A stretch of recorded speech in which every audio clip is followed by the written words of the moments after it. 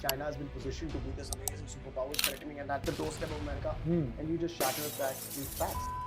Other freedom fighters would be sent to the Kalapani, Andamans. Yes. Okay? Oh, yes. Oh, yes. So why the kid loves treatment for Mr. Gandhi since he was such a big threat?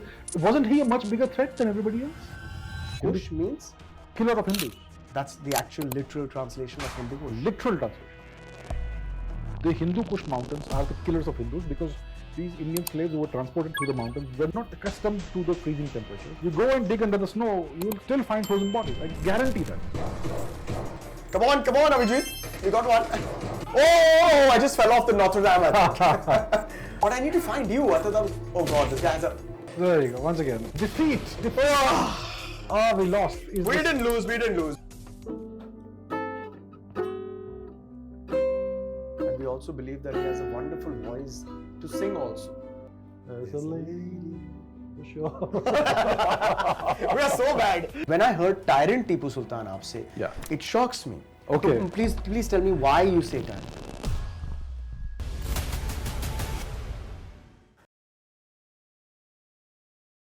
Welcome to the Vishal Hour. आज जिससे मैं बात करने वाला हूँ is somebody who has really influenced me with his thoughts and beliefs over the last 3 years.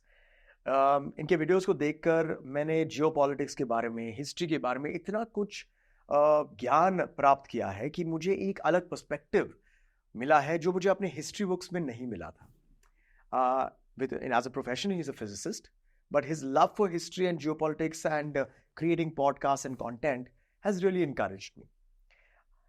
इन्हें introduce करने से पहले मैं आपको बस ये बताना चाहता हूँ कि देखिए ये जो हमारे ओपिनियंस होते हैं, हमारी बातचीत होती है यहाँ पर इस पॉडकास्ट में, वो प्योरली हमारे पॉइंट ऑफ व्यूज होते हैं, our personal point of views.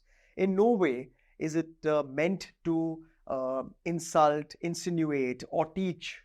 These are just, ये मेरा den है और हम यहाँ पर दोस्तों की तरह बात कर रहे हैं और बाय चांस यहाँ कैमरास भी हैं और आप भी हमारी बात सुन रहे हैं. So, without further ado, let me introduce you to somebody I'm very excited to speak to, Abhijit Chavda. School for me was all about listening to my history teachers, my amazing history teachers, and all my teachers who I love. Actually, I had a crush around there. But that was Audrey Alfonso, my English teacher. I'm making a confession. Absolutely adore him. But up to 3 years ago, my entire thinking about history was black or white, sahi or galat. बहुत ही simplistic kind of an approach. And honestly, as I started seeing what's happening in the world, getting more aware, growing up in general, it frustrated me. This cannot be as simple. So, Abhijit, what I want to know from you and what I want to pick your brains on, amongst a lot of things, is that why were we lied to? Yeah, we have been lied to. I think it's a process we all go through as we grow up. Our childhood is spent absorbing all this material, all this textbook material, and whatever our teachers teach us, about history, about our history, about ourselves, about our ancestors. Hum kaun hai? It's a fundamental basis of who you are, your identity, and what they teach us becomes a part of our identity. And then if some of us are smart enough, as we get into adult life, we start to see things. We begin to see things that don't quite resonate and don't quite match what we've been taught. So there's this cognitive dissonance. And then if some of us are smart enough, we start looking at history on our own, beyond the textbooks that we have been taught. The thing the education system does, that by the time we're done with it, we don't want to see a single textbook ever again. That's true. It actually discourages you from learning. Yeah. Oh, wow, yeah. You know what the education system does? It forces you to memorize garbage. Memorize. It makes you so sick of books, you never want to see a book again once you're done with it. But we had the most robust education system. The most robust education system. And then I believe that the Britishers came in. And un logon ne kuch hamper kiya, tamper kiya. So please elaborate. Am I right on that aspect? Yeah, absolutely. So there was this author called Dharampal. Okay? So he wrote a series of books called The Beautiful Tree, I believe. Okay. It was done in the early 20th century or something, and he collected data from British records. Acha. So in the 19th century, the British started their education system. They introduced a form of their education system in India. But before they did that, they collected data about all the schools, pathshalas, whatever we had in India, data of what are the ages of the kids and what are the so-called castes of the kids and what language are they taught in and what is the spread of these schools and all that. So this data was available. I'm sure it's still available with the British. Right. So Dharamphal ji collated all this data and he created these books in which we get a final last glimpse of what our indigenous education system was like. And did that encourage you to continue learning? Yeah.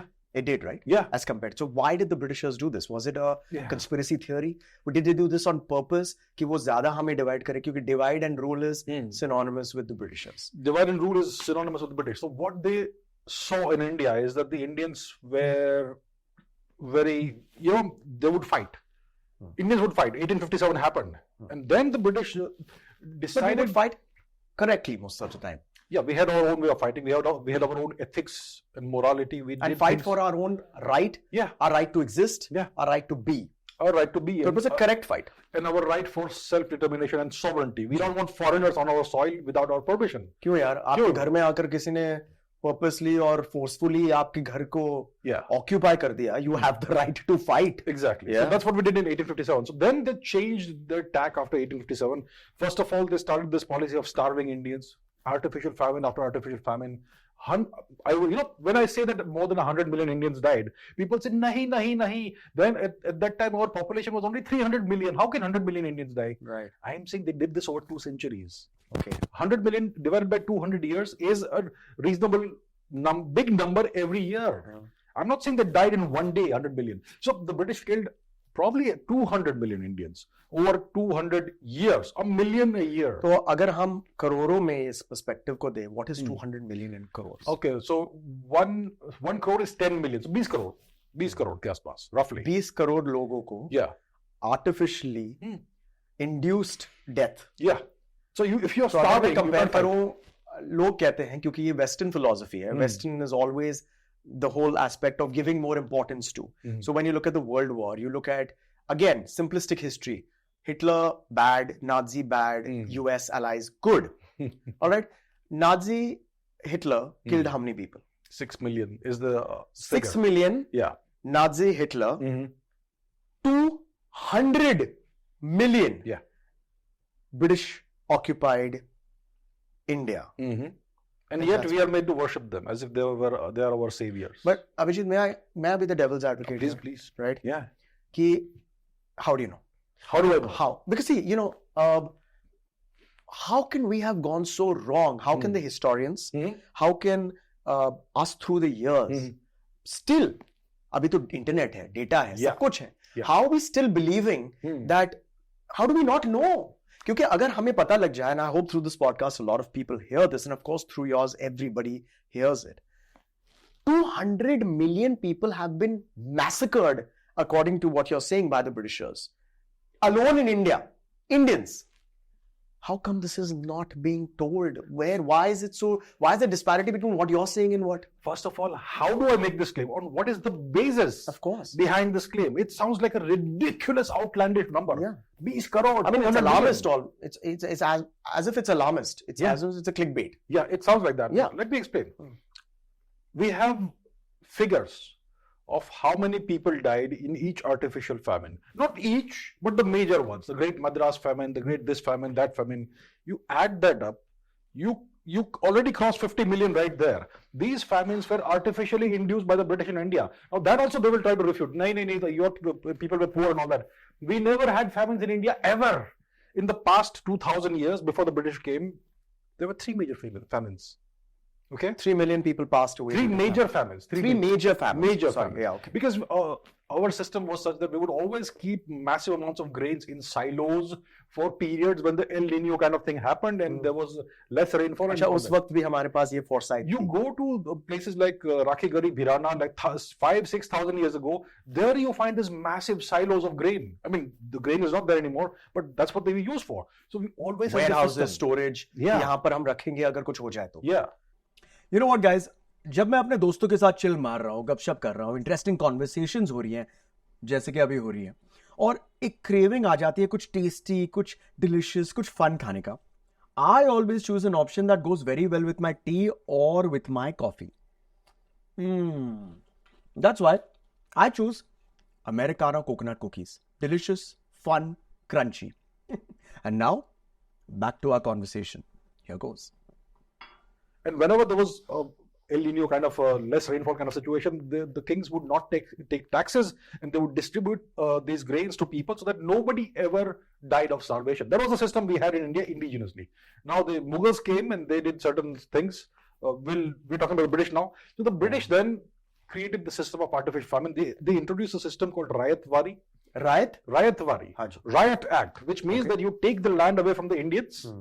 You give it to zamindars. Zamindari was already there introduced by the Mughals, so they took this to an industrial scale, the British. Right.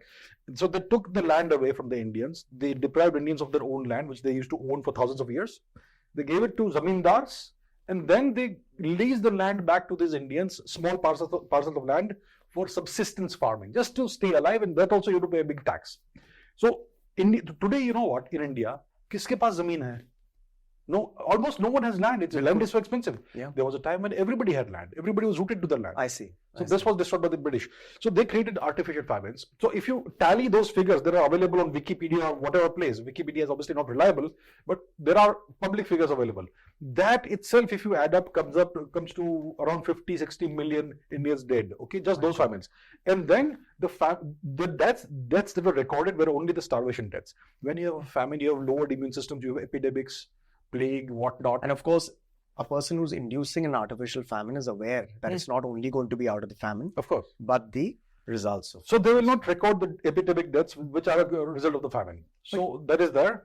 And then there are other records also which show that the British, in the aftermath of 1857, in just within a decade, they killed about 10 million Indians in reprisals. Just out of vengeance. Vengeance.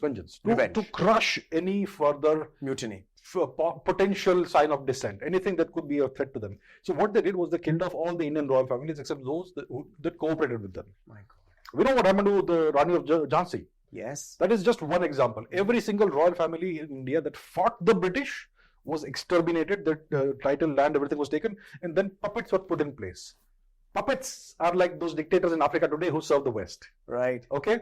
And some of these puppets actually were good people. They did want to serve the people, but they had to cooperate with the British. So they learnt a method of balancing it out. For example, the royal family in, which is it?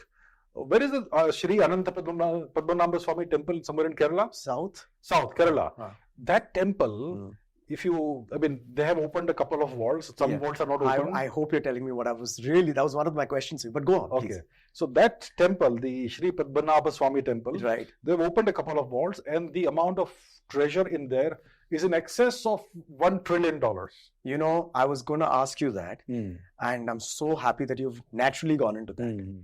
But I believe that there was a temple, I was going to ask you the name, which is in the south, which basically has trillions of dollars worth of treasures, which they hid from the British. From the British. Right. Now, is it still there? It's still there. I mean, the government in Kerala wanted to take it away. Who owns that? Who owns those treasures? The royal family. They're the custodians, the guardians. So it does not belong to the government and the treasury of India. No, it does not. It belongs to a royal family based out of Kerala. Well, that way. But the royal family itself doesn't really own it. They are the custodians of it. So in ancient times, what we had was people would donate their excess wealth or whatever they wanted to the local temples. You had temples across India, massive temples. Today, in the north of India, you don't find anything. Right. So people would donate that because the temples were the seats of learning. That's where the actual learning happened. I see. Okay. And they would donate this just to serve the temple and serve society, because the temples were a way of serving society, of spreading knowledge and all that. So if you look at, what I hear is that these treasures are thousands of years old. People have been donating. There are Greek coins, Roman coins, whatnot, coins over there. Yeah. So that's very old, and it's the amount of treasure that they found in just a couple of walls is in excess of $1 trillion in today's valuation. And there are walls that have not been opened yet. So the royal family of this place knew about this treasure, and they were obviously under British rule, under British control. They would have political agents in their court, but they never let a word escape to the British. Otherwise, you know what would have happened? They would have taken it. Of course. So हमारा जो Kohinoor है, everybody knows about the Kohinoor. Yeah. Where's that? And what's the story behind that? So you go to London, there's this place called the Tower of London. Where they keep all the jewels, right? Yeah, so it's on display sometimes. I saw it in 2000 something. Okay, I saw it. I visited once. Have we asked for it back? Have we demanded it back? I'm not sure if we have officially done that. Oh, we have it. I'm not sure if we have. हुआ था ना कि एक court case हुआ था. I don't know. I'm asking you. I'm not sure. I'm not. But why can't we ask for it back? Can we? I suppose we could. That opens a Pandora's box, because if you go to the British Museum in London, it's a crime scene. Yeah. It's also all over the world. All over the world. Bilkul. So if we start doing that, and you go to the International Court of Justice and all that, well, first of all, it's run by the West. Secondly, if this actually goes through, then the British will have to give up all their wealth, because everything is stolen. Everything is stolen. See this guy Tipu, the tyrant of Mysore. Tipu Sultan? Tipu Sultan. Yeah. We used to watch a serial of his, and we thought he was a great hero. You call him the tyrant of...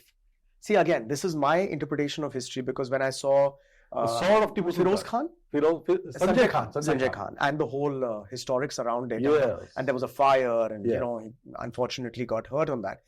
But he was portrayed as a hero. So for me, because of that interpretation, wo aaj bhi Tipu Sultan, the great Tipu Sultan.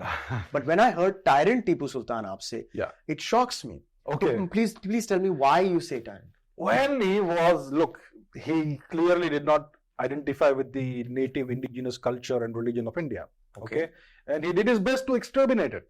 And there are sections of society, I don't know in which part of the south, where they don't celebrate Diwali because of what was done to their ancestors, the massacre that was perpetrated by Tipu on Diwali day. They still don't celebrate Diwali. I don't know how many people he massacred, but the story isn't pleasant at all. Imagine ISIS in India. Oh my God. That was the past 1,000 years ago. Which circles me back to the same question. What is the reason that our history books are supposedly rigged? ये हमें सच्चाई क्यों नहीं सिखाती? Yes, because see, there is something called colonization, which is when a foreign power occupies your land and takes away all the resources, which will happen to us for roughly 1,000 years. Then 1947 is we get our independence, supposedly. Okay? 1947 was officially Dominion status. 1950 was independence. I see. Republic. I see. All right. Technically, it was Dominion status. It was not independence. Our constitution was made 50s. 3 years later. Yeah, 4 years later. 1950, I think. If my memory serves me right. But it wasn't in 1947. It was not. But let's say we become independent in 1950. Okay. Then what is it that we need to do to become truly independent?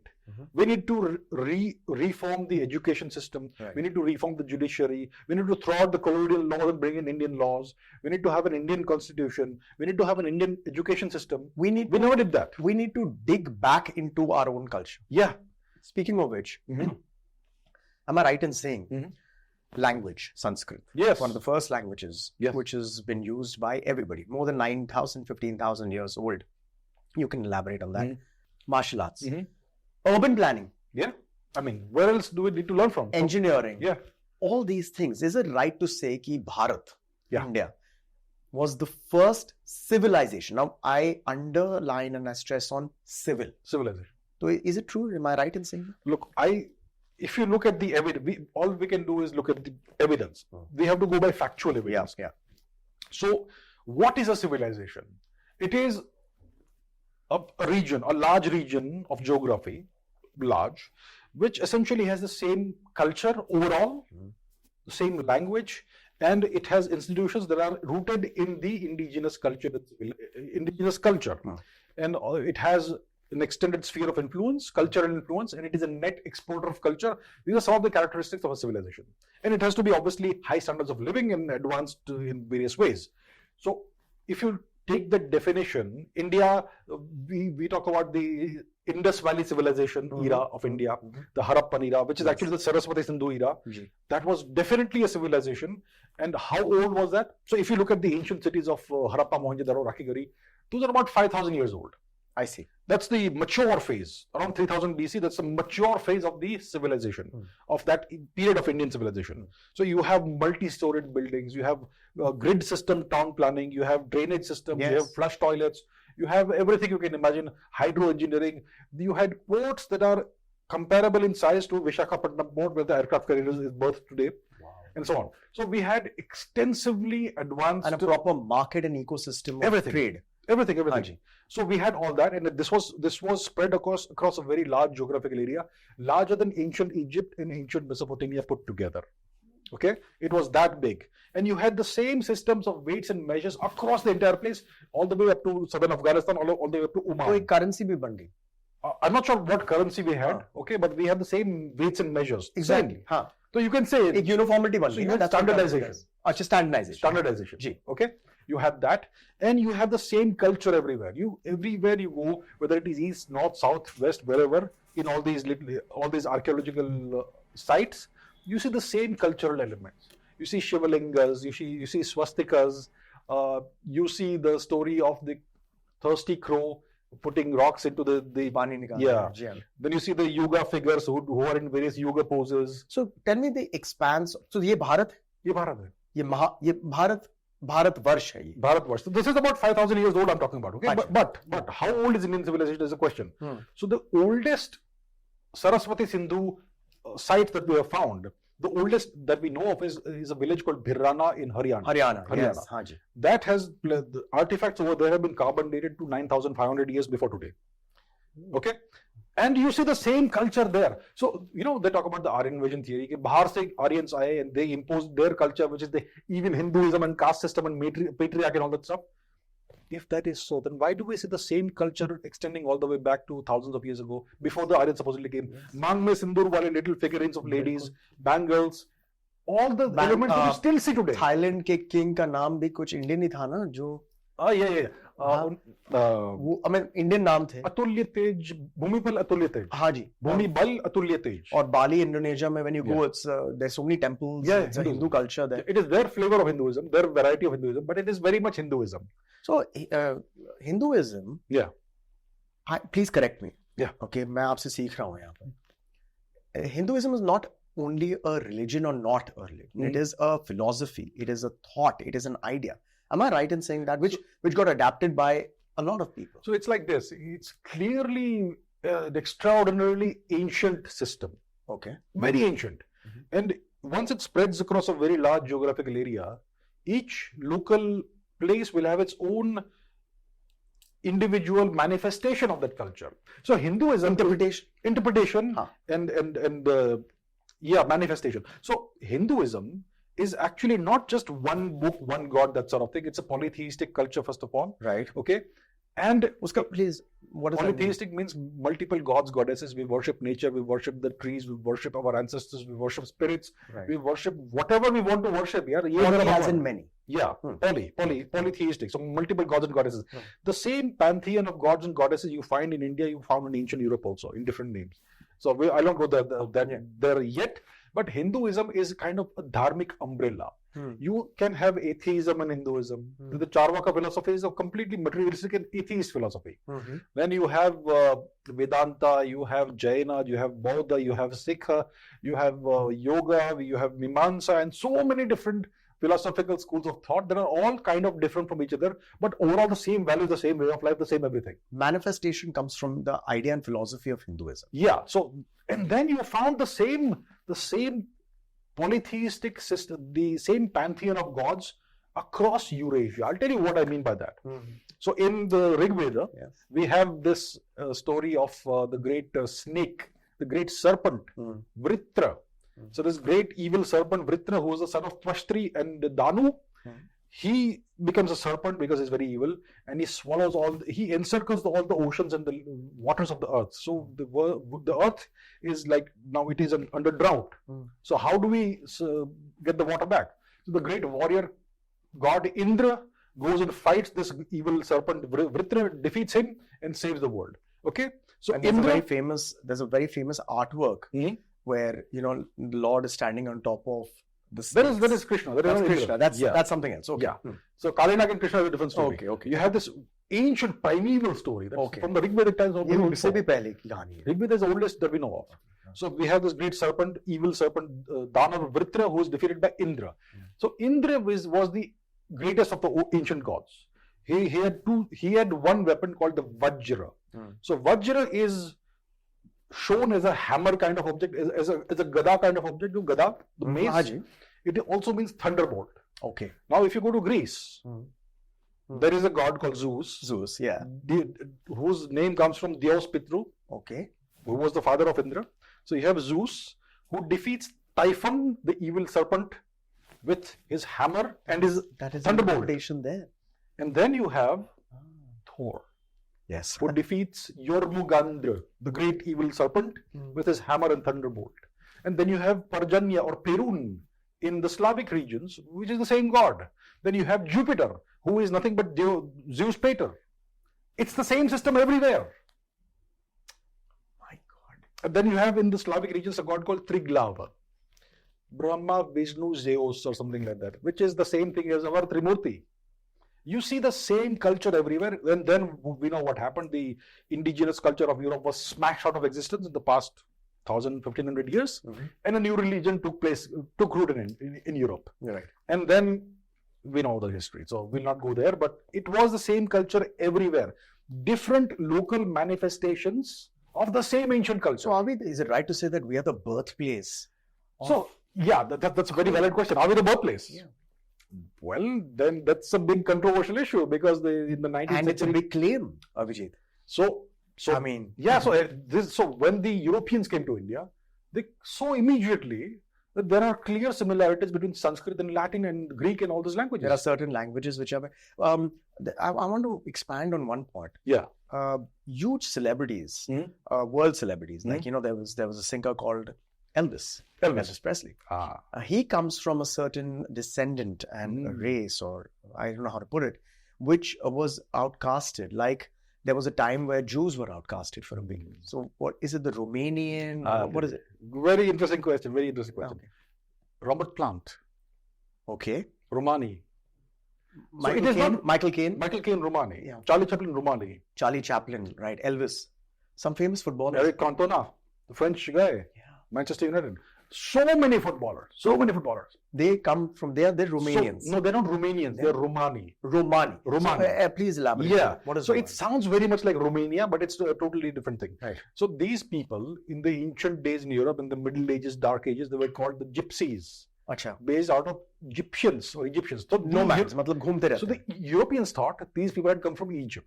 So they called them Egyptians. Okay. And it became Gypsies. I see, that's right. Yeah. Okay. But the truth is that when you analyze their language and their genetics, they are essentially an extension of the northern and western Indian population. Of the Indian population. Oh, So how did this happen is the question. exactly. Which brings us back to the question, is India, Bharat, the beginning of everything? Yeah, so the origin of the Gypsies goes back just 1,000 or so years. So we had the Turkic invasions in India, the Ghaznis and Ghoris and all that.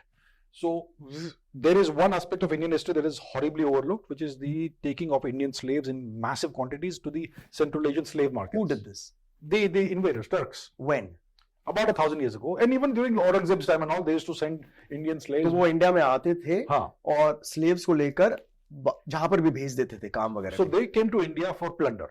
Plunder meant to destroy temples and take out the wealth from there, because temples were the source of wealth. Right. Tremendous amount of wealth was there in temples.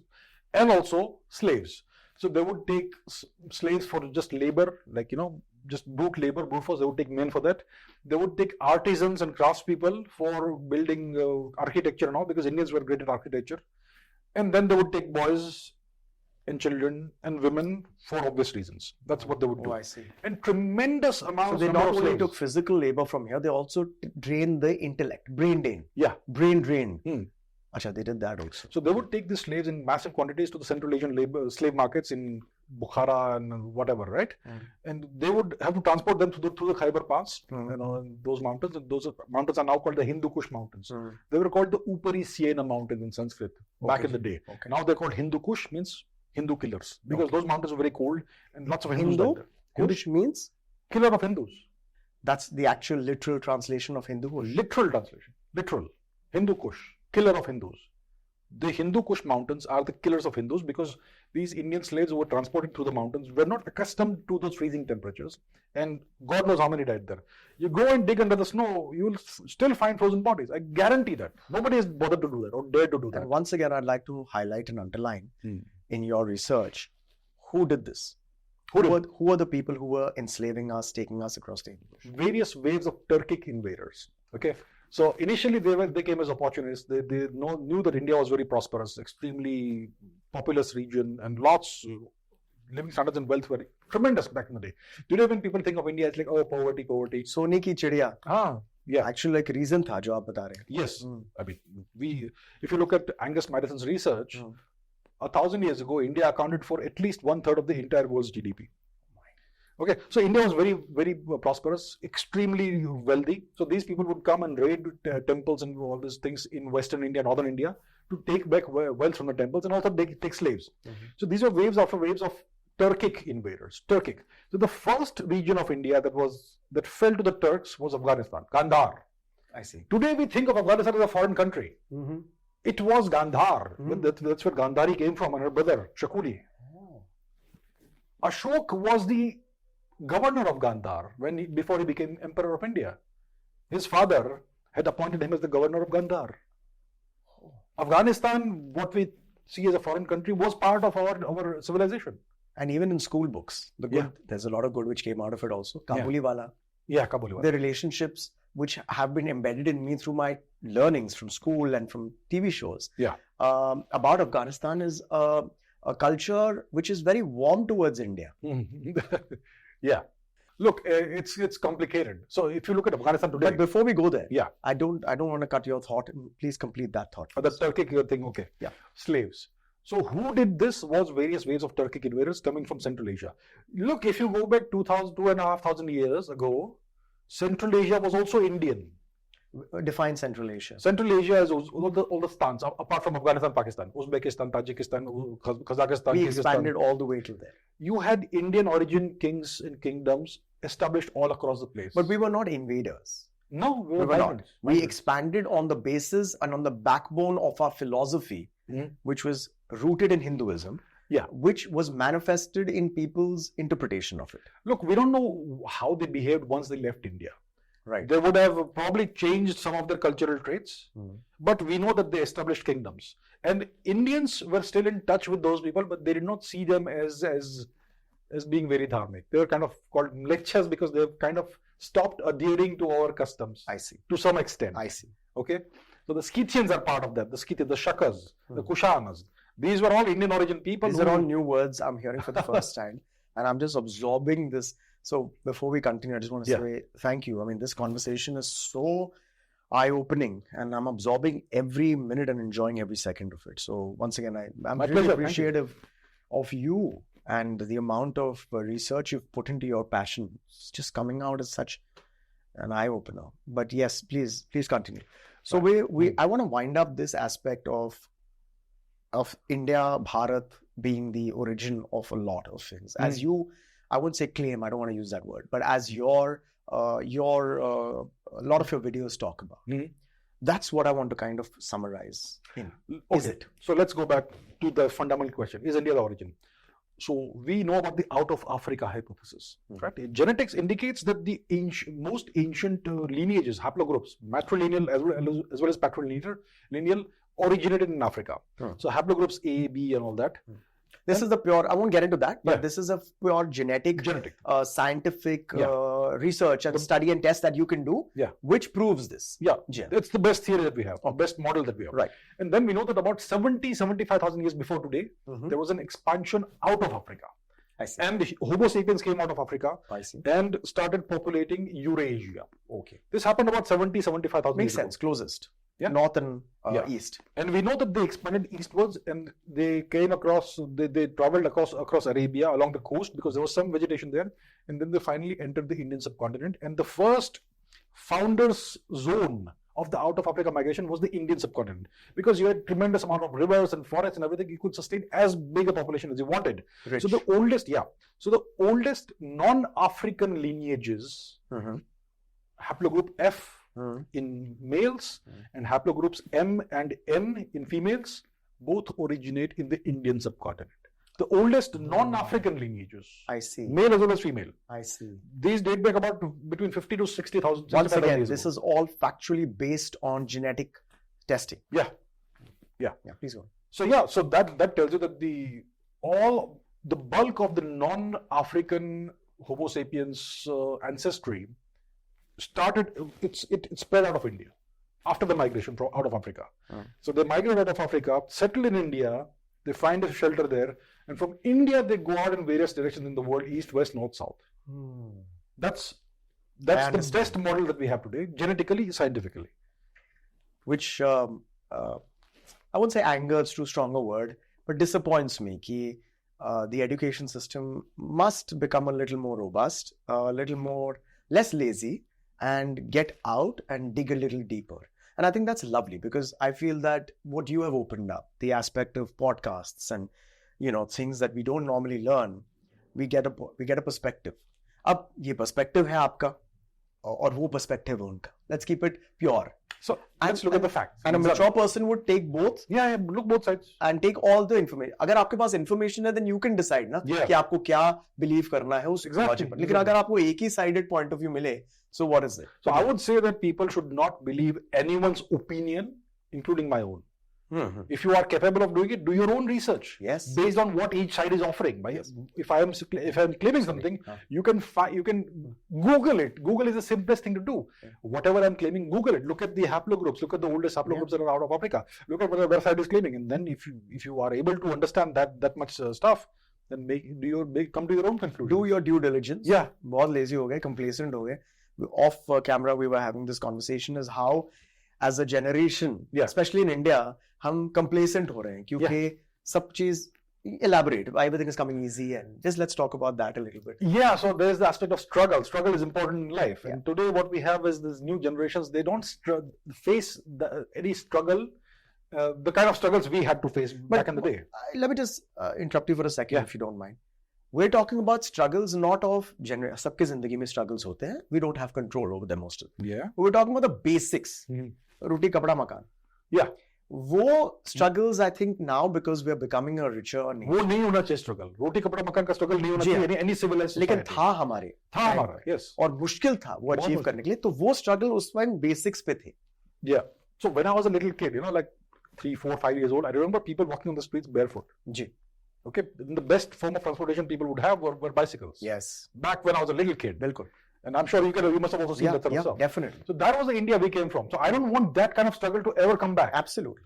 But I'm talking about personal struggle. Yeah. I mean, you want to aspire to be the best version of yourself. You want to reach the fullest of your potential. And today that drive is kind of lacking because of various reasons. In today's generation. Can you just elaborate on one or two of the reasons? Just pointers. What are these reasons which are making us as a society complacent? I'll tell you what. Anesthesia. Mental anesthesia. What's mental anesthesia? Total constant dopamine hits. Self gratification, ये देखो, validation, बिल्कुल, yeah, endless scrolling, अरे मजा आ गया, ये अच्छा है, ये video अच्छा नहीं है, और scroll करो, हाँ, you scroll all day, and you just waste your life doing that. I mean, imagine you just spending 2 hours a day doing that, 22 hours left. Those 2 hours will never come back. Life is limited, so you gotta maximize your time and use it to the best. And people do that for hours and hours. Social media and entertainment. In the past, I'll tell you what. 50 years ago, entertainment was a participative thing. Okay? Today what you have is you can just put something on the screen, 2 ghanta dekho, absorb that, move on. In the past, if you wanted to be entertained, you had to get people together, sing it together, perform a play together. It was participative. It took some IQ, it took some intellect to entertain yourself. Yeah. Today it's just passive. Yeah. Earlier it was participative. Yeah. I'm not saying that today is a bad thing and you should go back to that, but you need some healthy balance of that. Balance is all. Balance is important. हम ज़्यादा एक isolated society बन रहे हैं. Yeah. We're becoming isolated rather than community. Individually isolated. Yeah. We're all living in individual silos. And the algorithms know exactly what each individual person is like, and they tailor all the content that's delivered to you to your psychological profile, which they know but you don't know. Yeah. And जैसे कि बहुत सारे वक्त होते हैं, it happens a lot कि हम बात कर रहे हैं कि यार मुझे इंग्लैंड जाना है, मुझे लंदन, मुझे बाली जाना है, और ऑल ऑफ अ सडन आपके फोन पे हमने सिर्फ बात की एक दूसरे के साथ, हमने इसमें फोन में सर्च भी नहीं किया, लेकिन फोन अब दिखा रहा है मुझे. What does it tell you? Yeah. और I would recommend this program I saw called Social Dilemma. Netflix पर एक documentary बनी है. It opens up your mind. And besides many things, there's one thing I took away from it is that the human brain has taken millions of years to evolve to the place it is today. Yes. Computing and now artificial intelligence has happened in the last 20 to 25 years. We cannot keep up. It'll obviously take over and it'll obviously win every time. है ना ये merchandise very cool? ये सब आपका हो सकता है. All you have to do is comment और हमें बताइए कि आज का एपिसोड आपको कैसा लगा. top 5 comments को मौका मिलेगा to get all this cool merchandise absolutely free. That's right. All you have to do is comment and let us know fast. So do like, subscribe and hit the bell icon and watch the Vishal Hour. And that is the basis of where we are stuck. Today, आप जहां पर भी देखो, if you look at an aerial point of view of a crowd, ज़्यादातर लोग will be like this. Oh yeah. There'll be one or two like that, and they, my friends, are beating you. If you go to a concert, if you go to a sports event, everyone's doing this, taking the selfie or taking or recording what's happening there. Why don't you see it with your own eyes? You can go and check out the footage later. क्योंकि आपको दिखाना है कि आप वहां थे. Yeah. आप वहां हैं. So you just perform. Everything is performative now. You're performing for people who you may not even know. But you're performing. Okay, I was there. I have to record this. Enjoy the moment, man. What's your take on AI? क्या हो रहा है? AI is interesting. So see, AI is... is AI going to kill mankind? See, AI is a tool. Okay, a stick is a tool. You can use it for good, you can use it for bad. A rock is a tool. You can use it for good or bad. But sir, a stick does not have a mind of its own. So now we are evolving on the scale of tools. Sticks were basic tools. Then you had guns. Okay. Then you have electricity. Then you have nuclear technology, which may be used for good or bad. And now we have AI.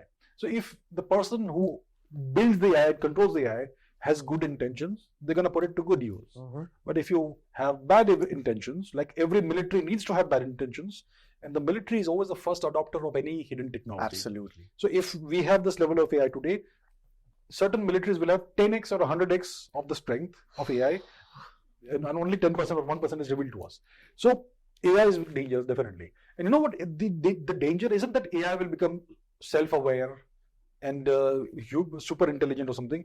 The danger is that the people who control it have so much power that they can unleash without us even knowing it. Okay, so AI, even if it doesn't become self-aware and super intelligent, it will still be able to beat the human brain at tasks like way beyond what we can do. Yeah, because it's just computing power. How many GPUs you can throw? There was this chess match between the world number 1 and Kasparov, Deep Blue. That was like 25 years ago. He lost. So I came across a little bit of research which scared me, which I'd like to share with you, which is that there was a question asked to an AI expert saying that when is that time going to come where we cannot switch off a robot? Matlab, he said that time has gone 5 years ago. Okay.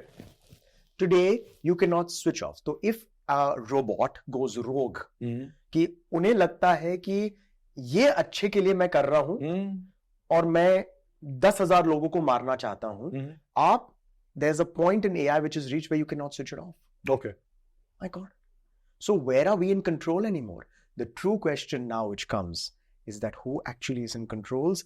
Human beings are in control anymore, or is it the computation which has taken over control of us? So I think if we talk about the big AIs, like we have OpenAI, we have Google's AI, we have Meta's AI, and we have secret government AIs and all that, military AIs and all that. I think they still have the power to pull the plug.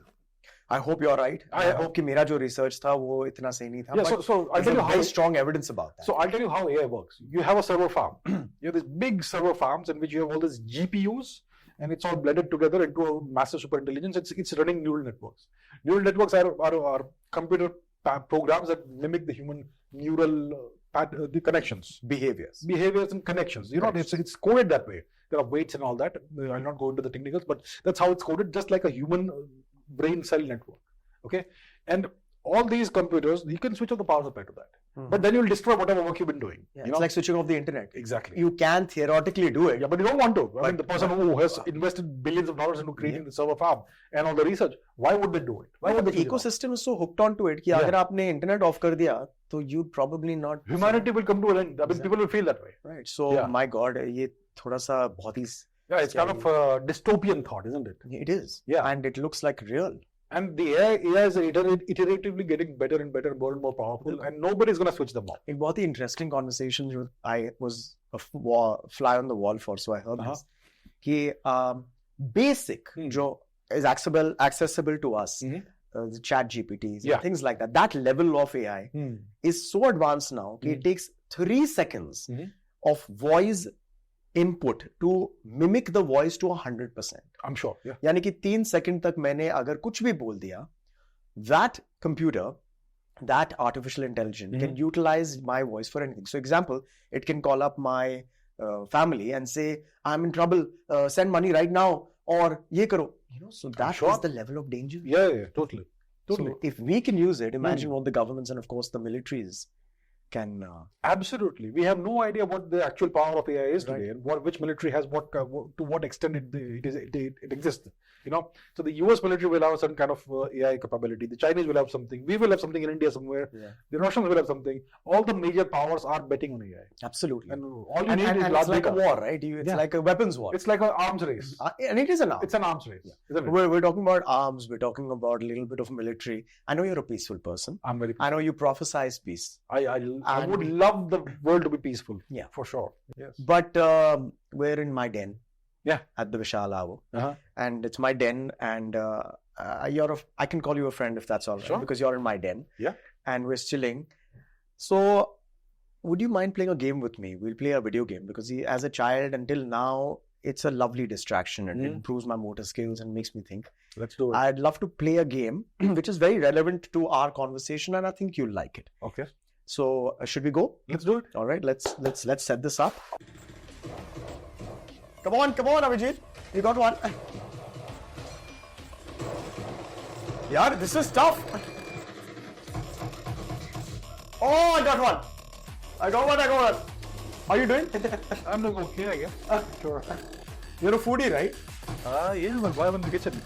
You don't fight in the kitchen. So, do you think this type of close combating happens in real life? I'm sure it does. That's scary. I mean, this is such an immersive experience. They bring soldiers in, I'm sure, to design these games. Yeah, to try to give it the map. To give it a really real feeling, immersive feeling. This close quarters combat is really Why ugly. would do this? Oh yeah, you can do it. Okay, so since you've gotten good at it, while you're doing this and while we're playing this, I'm going to just shoot out some questions to you. Sure. Okay, so if you had to in this situation, had to pick an ally, okay, and your three choices are Saudi, Israel, and Russia, who will you choose? I would take Russia. Why? Because Russia is trustworthy. We have had enough experience with them. If I had to choose only one, I would take obviously Russia. You take Russia. Yep. Okay. All right. Now it's a very broad question, but in the scheme towards us, who's worse, USA or China? I'd say China. China. Right? Yeah. So that Because they are a real and present danger, immediate danger. they're our biggest enemies. Yes, they are. All right. Yeah. You have to keep looking and you have to keep performing. Hitler or Mao? Who is worse? Mao. Why? Let's do body count. Simple. In that case, I'll add one more. The British Empire, when they had invaded us. Oh, that's Yeah. the Eiffel Tower. Oh, nice. It's pounding. We're in Paris. You have a French connection, right? Yes, I do. You speak French. Yeah. Tu parles français. Je parle très peu français. Oui, moi aussi. Un petit peu. So yeah, so now I'll add one more. Who's worse? Hitler, Mao, or Winston Churchill? Still Mao. Number 1 Mao, number 2 Churchill, number 3 Hitler. Right. Okay. Name the countries where India has a military base. Let's start with Maldives. Okay, let's say Maldives, Oman, Tajikistan, Mauritius, perhaps Madagascar as well, perhaps. Okay. Perhaps. Perhaps. These are undisclosed locations. Allegedly. Allegedly. Do we have anything in Pakistan? Soon. In China? Soon. Who was the Iranian general that was killed right now in an airstrike? Soleimani, Qasem Soleimani. Yes. Which is the biggest navy fleet in the world currently? Chinese. And that's scary for us. Yeah, it's scary. That's even scary for a lot of people, right? Yes. How's it going, buddy? I just got killed. Which character did the actor Siddharth Malhotra play in the film Sher Shah? Not sure what kind What was the name of the film? What was the name? Sher Shah. Sher Shah, yeah. Okay. Yeah. Who are the kings of Saurashtra? Oh, there were so many kings. Who are the main kings of Saurashtra? Who are the most famous ones? Well, you had the Mahakshatrapas. That is about 1500 years ago. You can't stop playing. You're in the middle of a war zone. So you had the Mahakshatrapas, the western satraps, who were Scythians. Then you had the Chavda dynasty. Then you had The Yadva. The other was went into One. Okay. All right. Okay. All right. Which interesting character do you think, out of all the historians, all right, do you think that I can play in a film? You should play Kanishka. Really? And why is that? You'll do good at it, I will. Yeah, I'm sure you will. What were his certain characteristic traits that? He was a conqueror, a great conqueror. Oh, and a very dharmic person. Very dharmic person, Yes, and yes. that's how you interpret I a do. character that I can play, not that I have. All right, okay. So that's nice. Oh, I just fell off the Notre Dame. But this is fun. It's heading towards the last aspect of it. So let me just paint the picture to you. Right now, we are in a cafe environment in World War II. Okay. In Paris, in France right now. Okay. And we're obviously fighting rebellion, or we're fighting. Doesn't look like the Nazis, but I don't know who we're fighting. So let's give this another 2 minutes. Yeah. And let's see if we can absolutely, because this is fun. What I need to find you. I thought that was. Oh God, this guy has a. There you go. Once again. Boom, boom, boom.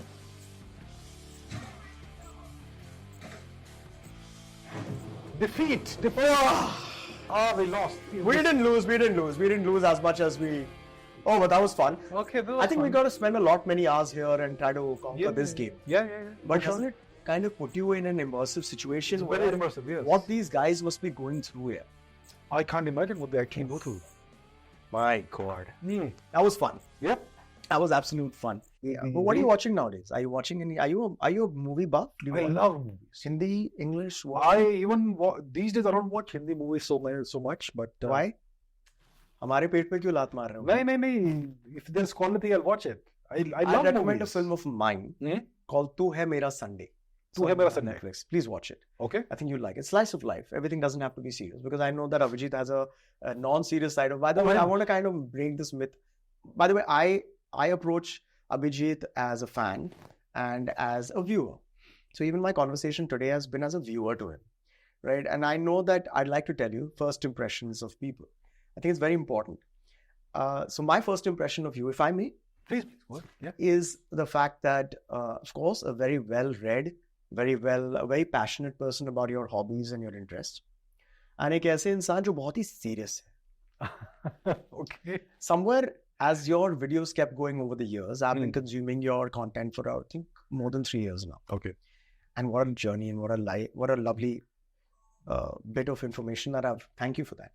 But I've seen that there's this that you kind of sometimes become tongue-in-cheek, and I really like that. So there is a side of him.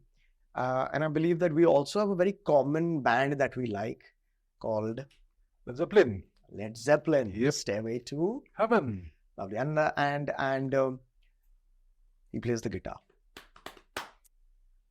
So the lighter side of a very intellectual, beautiful, salt and pepper, George Clooney-ish, handsome man out here, Abhijit, is that he's also fond of a band that I also love, Led Zeppelin.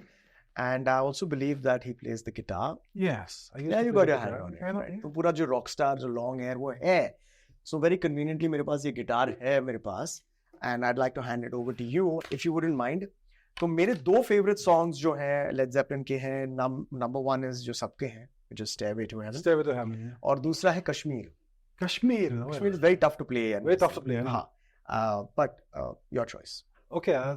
Look, it's been a long time since I practiced playing, but yeah, I think Stairway is banned everywhere in guitar shops, I believe, because. Overdone? Huh? Oh, nice. Already? Beginners. It's a beginner song, actually. It's been a while. No, that's good. Do you want to pick? Nah, I'm good with fingers.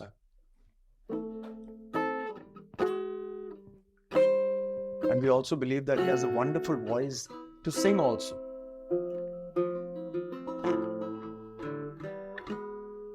It's been too long. Come on. A few lines also. Come on. I won't sing. Come on. Let's sing it croak. together. What? I may be the worst singer. Let's croak, yeah? Yeah, come on. That's what the internet has been created for. The liberty to do what we want. Yeah, well, I'd rather. I genuinely don't sing. I've got the lyrics also here, so that we don't make any faux pas. So it goes, there's a lady who's sure all that glitters is gold. Yeah, I know this. Let's go. I don't sing at all. That is one thing I won't do. You sing, I play. Come on. Okay, let's do this together. 1, 2, 3. There's a lady. Sure. We are so bad. Is there any Hindi song that you'd like? Something which... Hindi songs. I used to like the songs from that movie Dil Chahta Hai. That was a good one. Yeah, that good music. Dil Chahta Hai. Yeah, that one. Yeah. Na na na na na na na na. Very nice. There's this one song that's picturized on Khanna. Which Khanna? Akshay Khanna. Yeah. He's in love with this elderly lady or something in the movie. Yeah, Dimple Kapadia. Dimple Kapadia. Yeah. There are some movies. I love movies. Okay. But मेरी कोई picture देखी है आपने? No, I'm very क्या sorry. बात कर रहे हैं? I'm sorry. Guys, please put it down in comments and send it to please recommend some good movies, his channel also, and please comment and recommend a few of my movies, yes, your movies that you would want Abhijit to watch. Yes. Right? Please do that. I will. And then I'd love your feedback because I'm going to invite you again and again here. All right. And I hope that you accept. I will. And for me, this is the beginning of a new friendship, I would hope. I hope so. And it's been such an absolute honor and pleasure. Thank you. Same for me. For giving me a different perspective. Thank you for having me. Thank you for having me. It was lovely talking to you. Thank you so much, Abhijit. Most welcome. This one is going to go in the history books. Thank you. Thank you. Entertainment, मस्ती, मजाक and lots of gaming, great conversations. अगर आपको ये सब चाहिए, then what are you waiting for? Subscribe now to the Vishal Hour and don't forget to hit the bell icon. Armed with MBA degrees in business management, in business understanding, financial, where have they learned creativity? मतलब script की तमीज कहाँ है उनको? Script is the backbone of a film. आपकी रीढ़ की हड्डी ही कमजोर होगी तो आप खड़े नहीं रह सकोगे. फ्राइडे सुबह मैं सिनेमा में पहुंचता हूं और मेरे मोबाइल पर आता है the ad, full page ad of that film with that journalist 4.5 stars, not even जिसने मुझे बोला कि मैंने अभी तक पिक्चर नहीं देखी है and he has given 4.5 stars. ये अगर पैसा नहीं है तो क्या?